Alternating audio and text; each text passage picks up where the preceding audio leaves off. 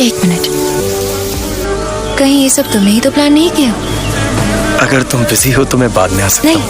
नहीं नहीं नहीं, मैं बिल्कुल बिजी नहीं हूँ। मैं तुम्हें परेशान। कोई परेशानी नहीं, जो कहना है आराम से कहो। सही कितना नहीं कर पाएगा। 5 साल पहले आज के दिन मैं तुम्हें खोने वाला था। आज मैं इस तारीख को त्योहार बनाना चाहता हूँ। मैंने तुम्हें पहली बार देखा, तब से मुझे तुमसे प्यार है।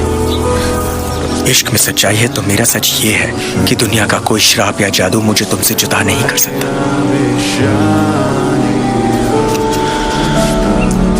अगर तुम बिजी हो तो मैं बाद में आ जाऊं।